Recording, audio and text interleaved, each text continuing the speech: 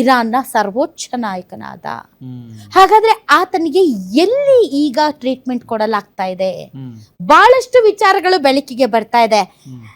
ಯಾವಾಗ ಈತನಿಗೆ ಕಾಲಿಗೆ ಮೈನರ್ ಇಂಜುರಿ ಆಯ್ತೋ ಇದ್ದಕ್ಕಿದ್ದ ಹಾಗೆ ಅಲ್ಲಿರುವಂತವರು ರಷ್ಯಾಗೆ ಕನೆಕ್ಟ್ ಮಾಡಿ ಪುಟಿನ್ ಜೊತೆ ಮಾತುಕತೆ ನಡೆಸಿ, ಪುಟಿನ್ ತನ್ನ ಆರ್ಮಿ ಒಂದು ಹೆಲಿಕಾಪ್ಟರ್ ಅಥವಾ ಜೆಟ್ ಮೂಲಕ ಅವನನ್ನ ಏರ್ಲಿಫ್ಟ್ ಮಾಡಿ ಮಾಸ್ಕೋದಲ್ಲಿಟ್ಟು ಅಲ್ಲೇನು ಅವ್ರಿಗೆ ಟ್ರೀಟ್ಮೆಂಟ್ ಮಾಡಿಸ್ತಾ ಇದ್ದಾರೆ ಅಂತ ಒಂದು ಸುದ್ದಿ. ಬಂಕರ್ ಅಲ್ಲಿ ಅವ್ರಿಗೆ ಟ್ರೀಟ್ಮೆಂಟ್ ನಡೀತಾ ಇದೆ ಅನ್ನೋದು ಇನ್ನೊಂದು ಸುದ್ದಿ.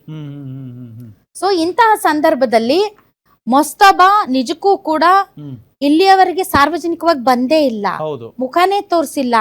ಏನೋ ಒಂದು ಲೆಟರ್ ಮಾತ್ರ ಎಲ್ಲ ಕಡೆ ಓಡಾಡ್ತಾ ಇದೆ, ಅಥವಾ ಅವರ ಇರಾನ್ ನ ಟಿವಿಯಲ್ಲಿ ಒಬ್ಬ ಆಂಕರ್ ಕುತ್ಕೊಂಡು ಅದನ್ನ ಓದಿದಾನೆ ಬಿಟ್ರೆ ಇಲ್ಲಿಯವರೆಗೆ ಫೇಸ್ ಟು ಫೇಸ್ ದೇಶದ ಜನರ ಜೊತೆಗೆ ಆತ ಮಾತಾಡಿಲ್ಲ.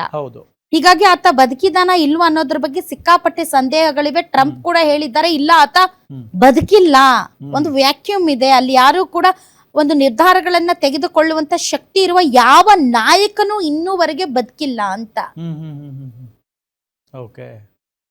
ಬಟ್ ಈಗ ಬರ್ತಾ ಇರುವಂತಹ ಆಡಿಯೋ ಆತ ಹೇಗೆ ಬದುಕುಳಿದ ಅನ್ನೋದರ ಬಗ್ಗೆ ಬಹಳಷ್ಟು ವಿಚಾರಗಳನ್ನ ಬಯಲಿಗೆ ಬರುವಂತೆ ಮಾಡಿದೆ.